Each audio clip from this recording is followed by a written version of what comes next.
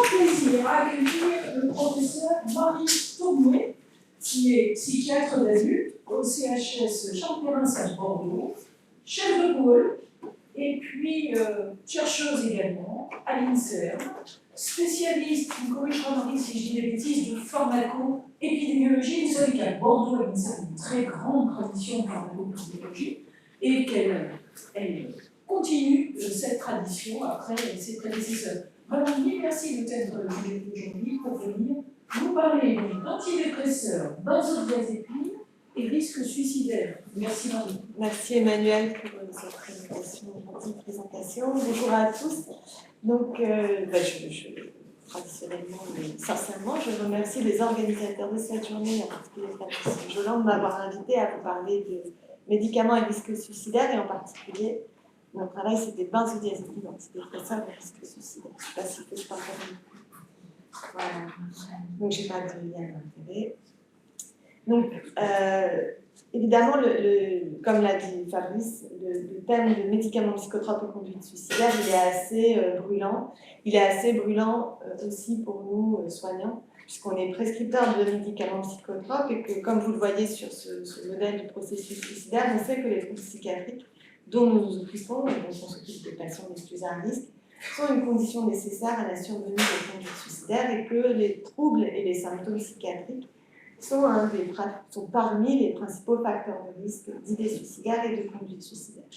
Et paradoxalement, la plupart des médicaments qui sont efficaces pour traiter ces symptômes et ces troubles psychiatriques n'ont pas réellement montré d'effets anti-suicide et d'efficacité dans la prévention des conduites suicidaires, et même certains d'entre eux font l'objet de recommandations et des warning box, comme on dit. On voit que les patients peuvent lire, où c'est marqué que ce médicament peut augmenter le risque d'idées suicidaires qui font entrer à son médecin. Donc je vais commencer par les benzodiazépines parce que c'est là-dessus que j'ai le moins de choses à vous dire, même si c'est l'étude qu'on vient de mener, je vais vous en parler un peu. Mais c'est un sujet qui est assez récent dans la recherche pharmaco-épidémiologique. Donc on parle de quelques études quand même assez nombreuses qui ont été menées sur des bases de données administratives, donc sur des bases de données d'assurance maladie. En particulier, il y en a plusieurs qui ont été menées à Taïwan, mais il y a aussi une étude qui a été menée sur NCSR, donc aux États-Unis. Et elles ont, toutes ces études sauf une, montré une association significative entre le fait de recevoir une prescription de benzodiazépine et le risque ultérieur de présenter des idées ou des conduites suicidaires. Alors ces études, elles sont soumises à un biais qu'on appelle le biais de confusion par indication, qui est un biais important quand on s'intéresse au suicide en pharmacoépidémiologie, c'est-à-dire que le médicament est associé aux idées et aux conduites suicidaires, mais dans la réalité, le médicament il est associé à la maladie et aux symptômes que l'on traite, et c'est cette maladie et ces symptômes qui sont à risque de conduite suicidaire, et non pas directement le médicament qui augmente le risque d'idées et de conduite suicidaire. Donc ça, c'est un biais qui est très compliqué à prendre en compte. Alors, les études que je vous ai montrées, elles ont essayé de le faire, mais évidemment, elles ne sont pas parfaites. Voilà, je ne rentre pas dans les détails méthodologiques parce que je n'ai pas le temps, mais elles ont essayé de le faire, mais on ne peut pas éliminer un biais de confusion résiduelle par confusion par indication.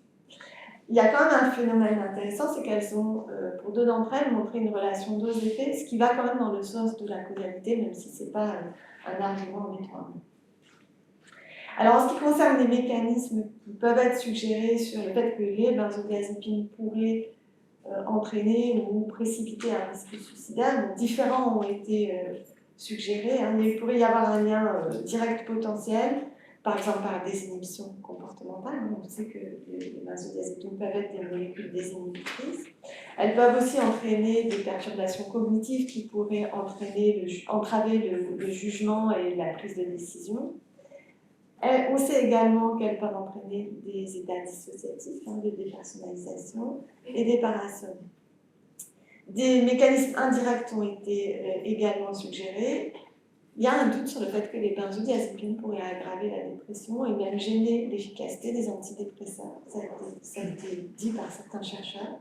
Et puis, bien sûr, il peut y avoir des effets de sevrage quand on prend des médicaments benzodiazépiniques depuis longtemps. Si on baisse la posologie ou si on les arrête notamment, eh bien, il peut y avoir un rebond d'insomnie ou d'anxiété.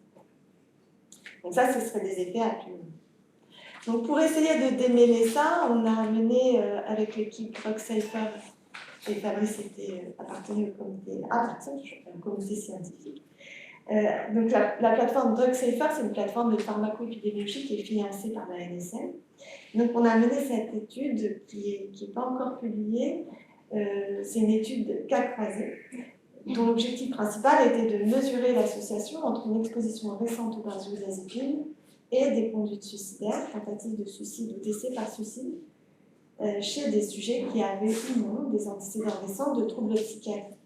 Nous avons travaillé sur le système national des données de santé, donc, qui est une base de données qui regroupe les données de l'assurance maladie, les données hospitalières du PMSI et le registre des décès, le CEPIDC. Et donc, dans ce schéma cas croisé, nous avons comparé chez un même individu qui a fait un geste suicidaire, donc une hospitalisation pour tentative de suicide ou un décès par suicide. Nous avons comparé chez ces sujets l'exposition aux benzodiazépines dans une période que nous avons considérée à risque, qui était les 30 jours précédant le geste, et 2 périodes de référence qui étaient un peu plus éloignées.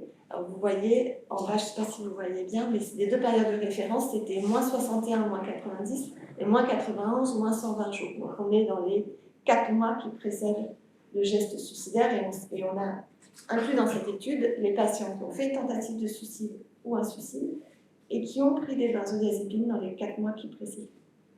Et donc on a comparé la période d'exposition.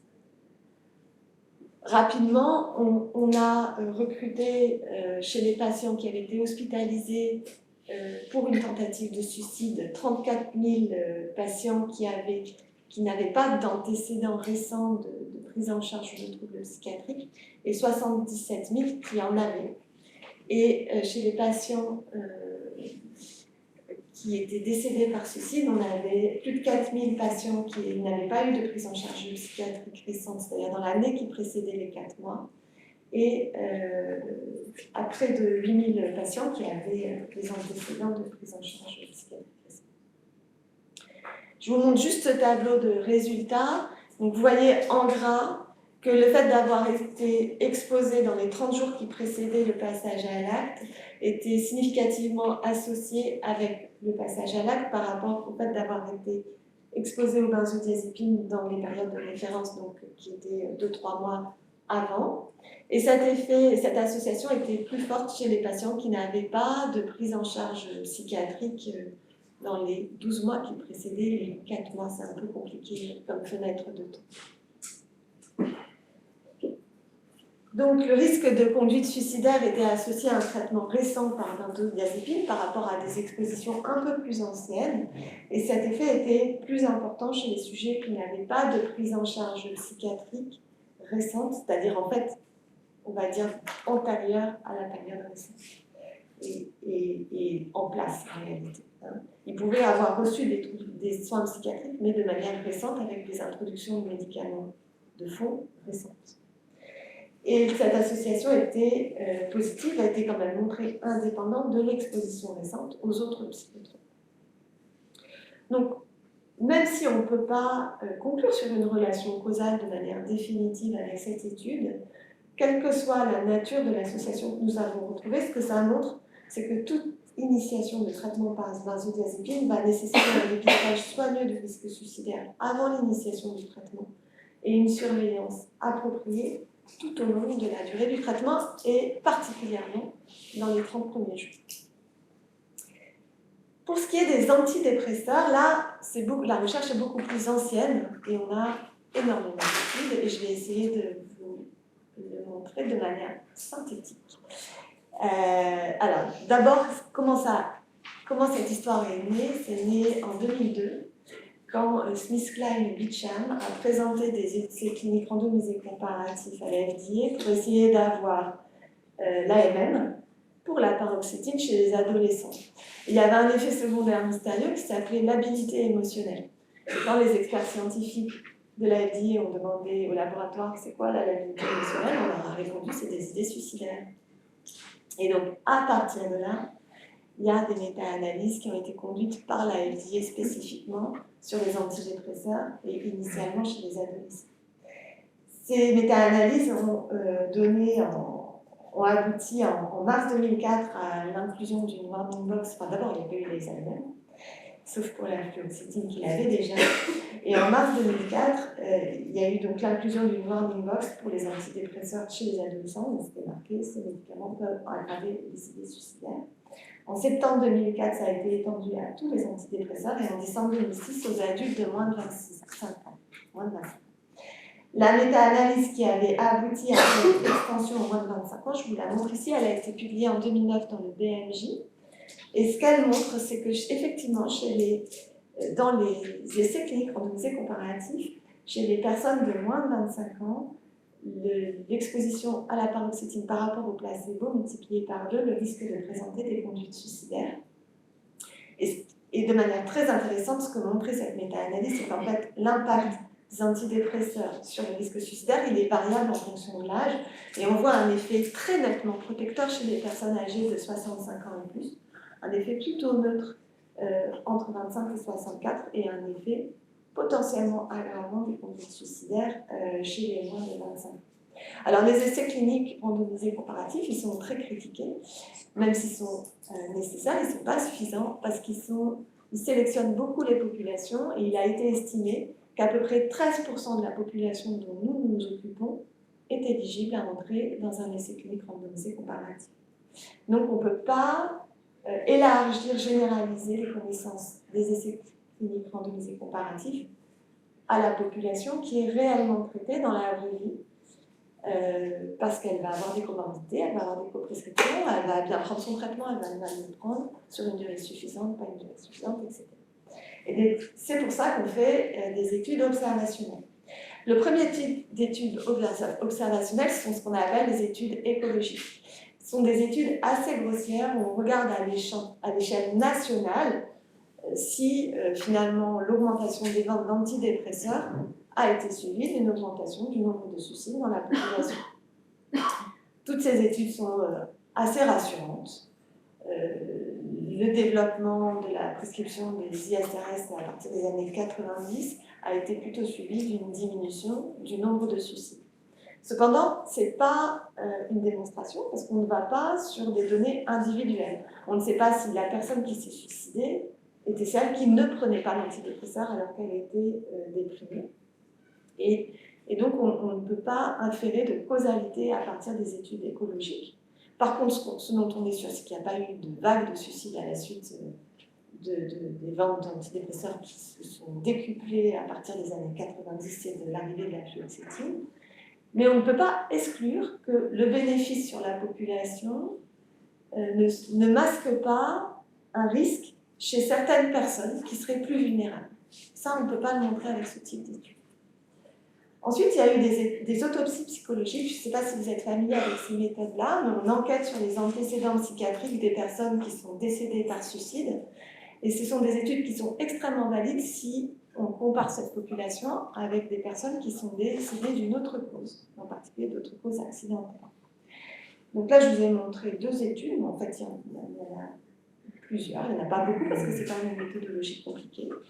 Et ce que la plupart de ces études ont montré, c'est que le risque de suicide il est diminué chez les personnes déprimées, traitées par antidépresseurs, si elles sont traitées à bonne dose et si elles sont observantes de leur traitement, par rapport aux sujets qui sont déprimés, non traités ou traités de manière non correcte, c'est-à-dire à une dose insuffisante, et donc ce qui ne permet pas d'avoir un taux plasmatique suffisant de médicaments. La plupart des études observationnelles sont des études observationnelles sur base de données. Il y en a énormément. L'avantage, c'est que ces bases de données, elles sont soit ces bases de données médico-administratives, l'assurance maladie, soit c'est des bases de données médicales. On n'en a pas en France, on va commencer à en avoir avec les entrepôts de données hospitalières, mais il y a par exemple aux États-Unis la JPRD, qui est très connu et qui a permis beaucoup d'études chez des populations traitées par les médecins généralistes. Alors, ces études d'observation, oula, je vais avoir du mal. Ces études, je vais aller très vite sur les méthodes. Donc, ces études ont l'avantage d'être sur des populations larges, sur des populations qui sont effectivement traitées et en conditions réelles.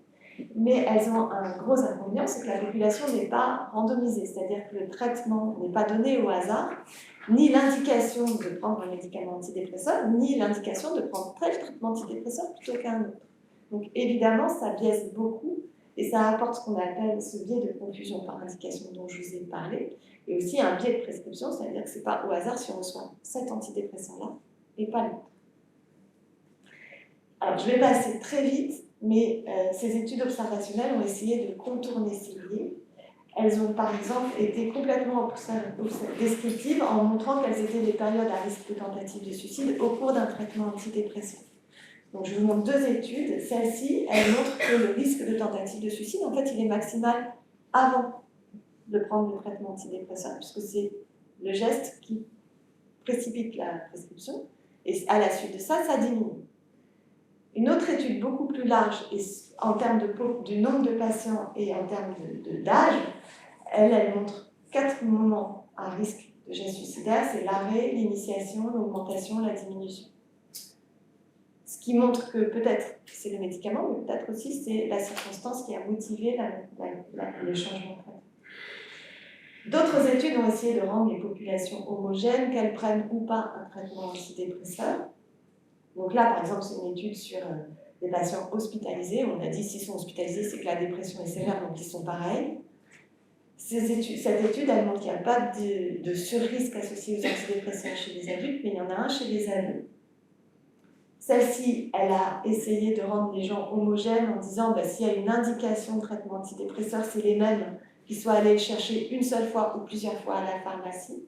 Et ce qu'elle montre, c'est que plus on prend un traitement antidépresseur longtemps, et mieux on est protégé du risque suicidaire par rapport à ceux qui n'ont fait qu'une seule fois, donc il y a un effet plutôt protecteur.